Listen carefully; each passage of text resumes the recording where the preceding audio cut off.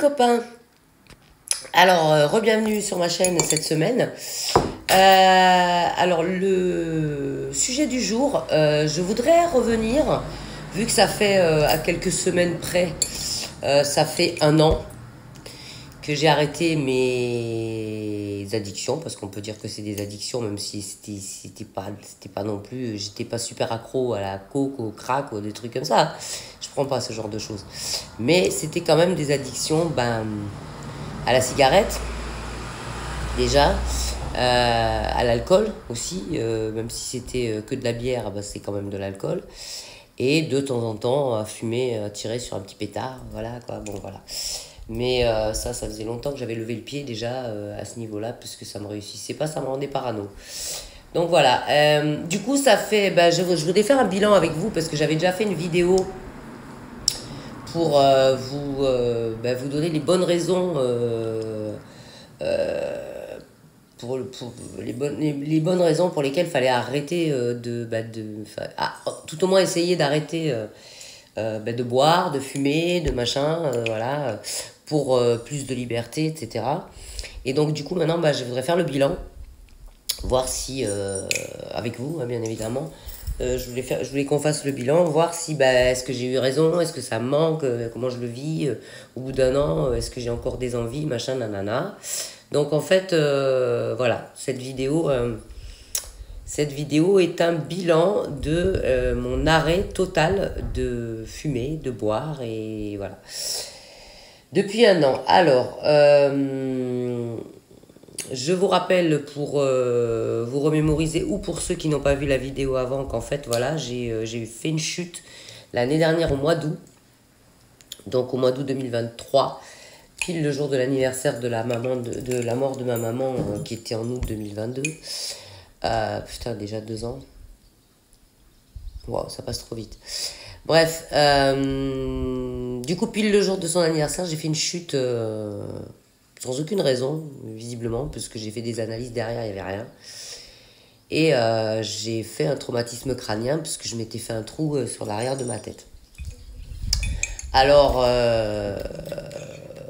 j'ai fait des analyses de sang, chose que je fais rarement, parce que j'aime pas trop qu'on prenne mon sang.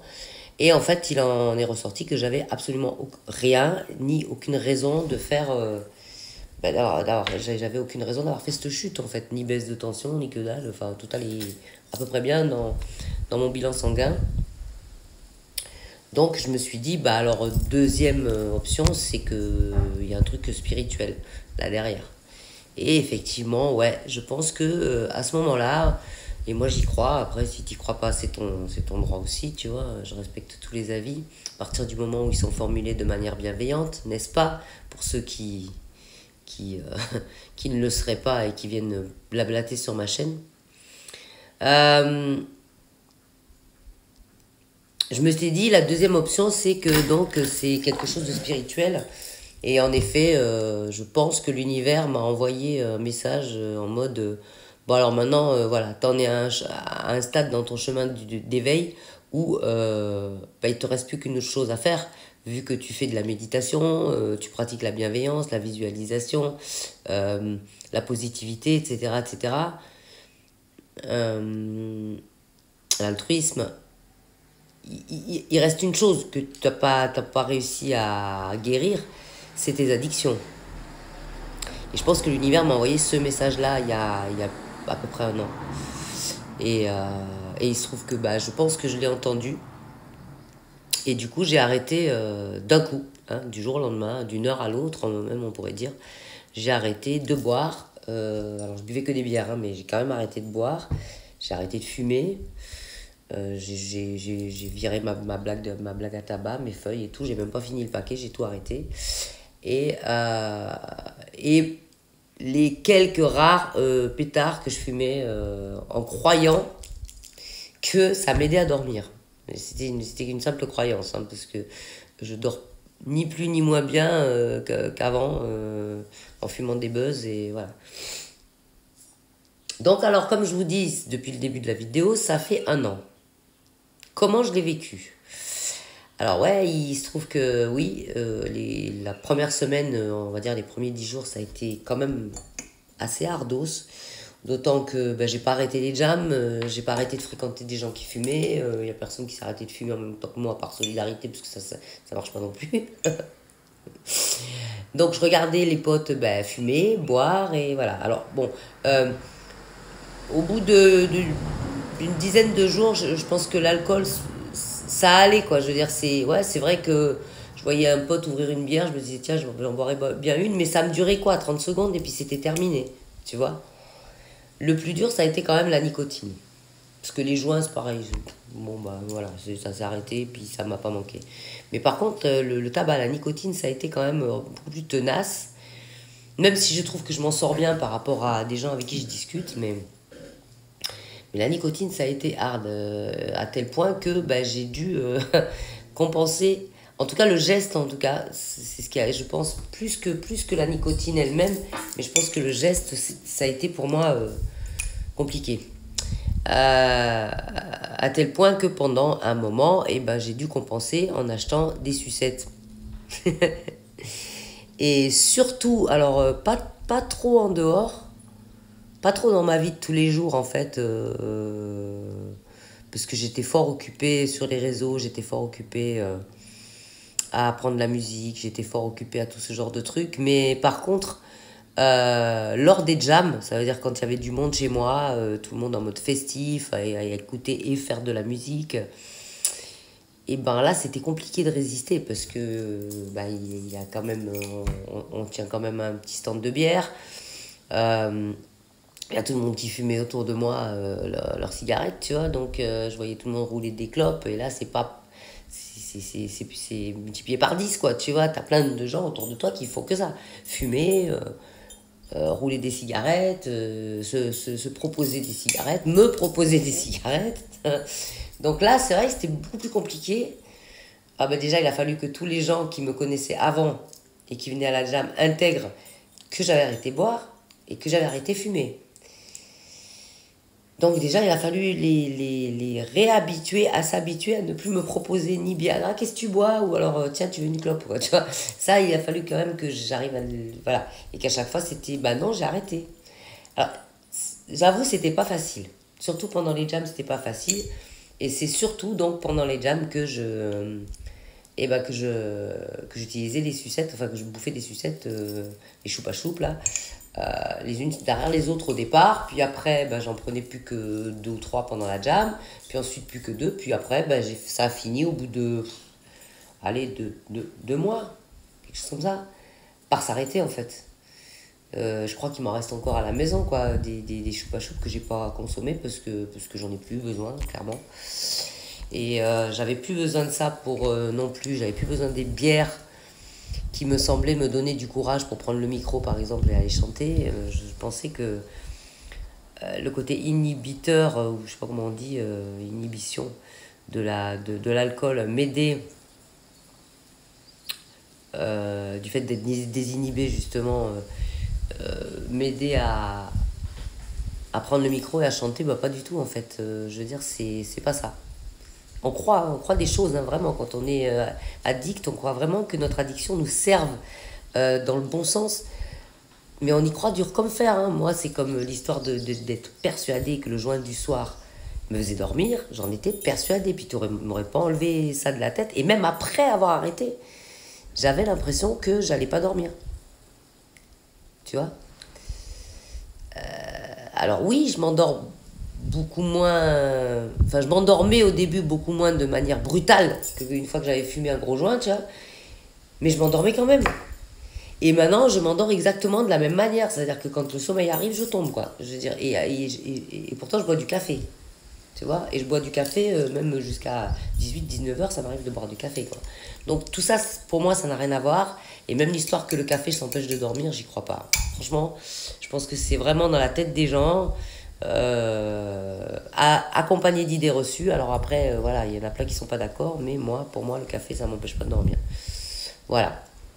Ok, donc je fais ma coupure, je reviens tout de suite. Ok, alors, comment je l'ai vécu? Alors, comme je vous ai dit, voilà, j'ai mis une petite dizaine de jours pour que je sois plus complètement comme ça sur les nerfs. Ça commence à aller. Ensuite, la cigarette, pendant un mois ou deux, je l'ai compensée avec des choupa-choups et voilà. Mais sinon, enfin, je veux dire, au niveau état de nervosité, j'étais pas plus nerveuse. Je savais pas des histoires de comment m'a. J'ai entendu à droite à gauche des fois des histoires de palpitants qui s'emballent ou ce genre de choses. Pas plus de mauvaise humeur que ça. Enfin, non, ça a été.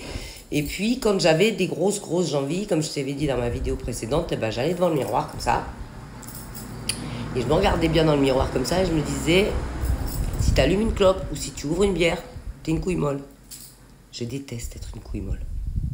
Donc, du coup, bah, ça a marché, mon histoire de couille molle. Hein. Je veux dire, j'ai une fierté, peut-être tu vas juger, elle est mal placée, je m'en fous. Mais voilà, en attendant, j'aime pas être une couille molle. Et à partir de là, eh ben, j'ai tenu bon. Jusqu'à maintenant. Donc nous sommes au mois de août, complètement fin août, là, quand j'enregistre la vidéo. Mais toi, tu seras en septembre. Et donc, du coup, je pense quand même que je l'ai relativement bien vécu, d'autant que je n'ai pas oublié un truc super important, hein, de voir le verre à moitié plein. Parce qu'on dit souvent,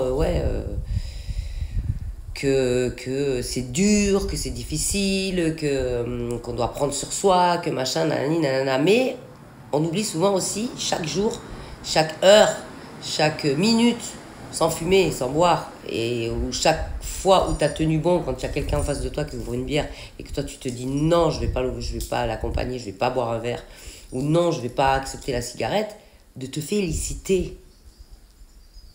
Voilà, c'est ça qu'il faut faire aussi. Te féliciter, être fier de toi. À la limite, tu retournes devant ton miroir et tu te le dis, tu te dis, putain, sur ce coup-là, je suis fier de moi, quoi. Il y a 4 personnes qui m'ont proposé une clope, j'ai pas branché. Ouais, je suis fier de moi, j'étais à une soirée, tout le monde buvait de la bière. C'est ce qui s'est passé, par exemple, pour moi, cette année, à la fête de la musique, la première fête de la musique, vraie fête de la musique que je faisais avec mes potes depuis 8 ans, quoi, parce que la fête de la musique, elle est vraiment... Voilà, elle bat son plein vraiment pas de la même manière en métropole. Et j'ai fêté ça avec mes vieilles copines, quoi. Et elles avaient les deux de la bière, voilà. Et tous les potes autour, tous les gens autour de la scène, des scènes de concert, tout le monde avait des bières à la main. Tu vois, quand tu as des fêtes comme ça, ou par exemple j'ai fait récemment aussi une fête où tu as dégustation de tous les vins de la région. J'adore le vin rouge, moi, de base. Tu vois, et je suis restée à la limonade toute la soirée. Et quand il se passe des événements comme ça et que tu as arrêté et puis que tu tiens bon toute ta soirée et tout ça, n'oublie pas quand tu rentres chez toi d'aller devant le miroir et de te dire putain, je suis fier de toi. Encore une journée où tu as tenu et une journée festive où tout le monde buvait, toi tu as tenu le coup. Ça, c'est le premier truc pour tenir encore plus le coup longtemps et pour pas replonger. Et tu as un deuxième truc aussi, c'est le lendemain. Le lendemain des cuites collectives de tous les potes, là, quand tout le monde a été à la même fête et que tu les vois tous le lendemain avec une encéphalorectomie, tu vois, c'est-à-dire la tête dans le cul, qui se réveillent comme ça, les yeux comme ça, ils n'arrivent pas à ouvrir les yeux, ils sont là, ils ont la barre, tu sais, et tout ça. Et toi, tu te réveilles, oh, t'es en pleine forme. Et là, c'est pareil, tu peux les regarder, te regarder et te dire, ouais, quand même j'ai eu raison, quand même je suis dans le vrai, quand même je suis dans le... Voilà, c'est pour moi la bonne solution, quoi. Et ça, j'ai eu l'occasion de le voir plein, moi, parce que comme tu le sais, ou pas, mais si tu le sais pas, je te le dis, j'organise des soirées jam. Pour ceux qui savent pas ce que sont les jams, ce sont des soirées bœuf musicales, en musique live que j'organise chez moi. Ce sont des soirées privées où il y a des gens qui viennent faire de la musique partagée, voilà, professionnelle ou pas, les gens viennent faire de la musique, quoi. Et du coup, qui dit musique, souvent, très souvent, malheureusement, dit festif, pas malheureusement pour festif, mais dit alcool, tu vois. Donc, moi, je me suis aperçu qu'on pouvait très bien faire la fête sans alcool. Parce que moi, je continue à faire la fête pareil à mes jams.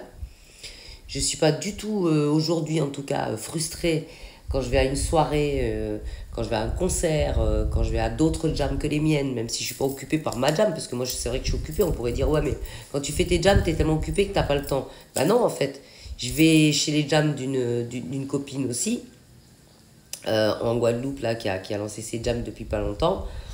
Et ben d'ailleurs si tu m'entends je te fais un coucou. Euh, et ben je suis pas occupée puisque c'est pas mes jams, moi je suis juste là pour venir participer, chanter, voilà, et puis discuter avec les gens quoi. Donc je suis pas occupée, j'ai aucune tendance à faire. Et ben c'est pareil, je passe des super bonnes soirées et l'avantage c'est que mes soirées je loupe rien en fait. Je loupe rien par des états de semi-conscience ou par des états d'inattention due à l'alcool. Parce que c'est vrai que quand tu picoles, tu as tendance à être un peu centré sur ta gueule et à vouloir, toi, monopoliser le truc ou parler et à pas écouter les autres aussi. Tu vois, il y a ça aussi. Donc, je suis pas prise par ça. Donc, en fait, moi, la soirée, j'en profite pleinement. Tu vois ce que je veux dire? Donc, il y a ça aussi comme phénomène qui est quand même super intéressant quand tu as arrêté de boire.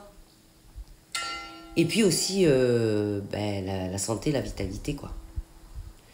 J'ai plus ces états seconds où je me pose des questions à me dire les lendemains de fête, bon, est-ce que c'est aujourd'hui que tu vas crever ou parce que tu as vraiment des symptômes bizarres, tu as vraiment des douleurs bizarres, tu as des espèces de courjus bizarres dans la tête, tu vois. Tout ça, j'ai plus.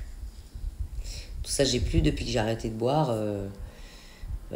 Voilà, au niveau santé, ça va vachement mieux. Depuis que j'ai arrêté de fumer, au niveau de mon souffle, c'est pareil. Ça veut dire que j'ai beaucoup moins de difficultés à monter des côtes. Pourtant, je ne suis pas une grande randonneuse de la vie, moi, tu vois. Mais avant, je veux dire, en haut d'un escalier, j'étais essoufflée. Même si je fais du sport, j'ai jamais trop fait de cardio, moi, en plus, tu vois. Donc, d'ailleurs, c'est une lacune. Il faudrait que je m'y mette. Mais du coup, c'est vrai que voilà, tu me filais 50 escaliers à monter. J'arrivais en haut, j'étais en mode... tu vois, comme ça, quoi. Maintenant, plus du tout. Je peux les monter. Voilà, alors oui, je vais être un peu essoufflé, mais beaucoup moins qu'avant, quoi. Ça, je le ressens vraiment. Je ressens vraiment que j'ai vraiment une respiration qui est différente. Alors, mis à part les problèmes sinusiales, je sais pas comment on dit, que je peux avoir, mais ça, pour moi, je sais d'où ça vient et je vais pas en parler là parce que c'est des trucs de conspirationnistes, donc j'en parlerai pas. Mais je pense qu'il y a des produits dans l'air qui font en sorte que ces éternuements viennent de là. Dans tous les cas, mis à part ça, au niveau respiration pulmonaire, en tout cas, je me sens beaucoup mieux. Au niveau endurance, beaucoup mieux aussi. Au niveau lucidité et mémoire, c'est pareil en fait. J'ai récupéré en mémoire, en lucidité et en attention. J'ai récupéré énormément en attention, en laps de temps d'attention en fait. Si tu veux, on a tous tu vois, par exemple, on dit que les gosses ont, je sais pas moi, 10 minutes d'attention profonde dans une classe, ou je sais plus en fait les chiffres exacts, tu vois, mais voilà. On a tous un laps d'attention différent. Moi, je pense que j'ai récupéré en potentiel d'attention. Par exemple, si j'écoute un conférencier, voilà, je vais arriver à mieux intégrer ce qui se dit qu'avant, tu vois. Et donc, voilà, tout ça pour dire qu'on ne soupçonne même pas tous les bénéfices dus au fait d'avoir arrêté de fumer et de boire, quoi. Et il y a un dernier truc avant la fin de la vidéo dont je voudrais parler qui a été énormément bénéfique pour moi. Alors, surtout pour les autres, parce que moi, j'ai pas trop d'odorat, comme je vous ai déjà dit. C'est au niveau de l'haleine.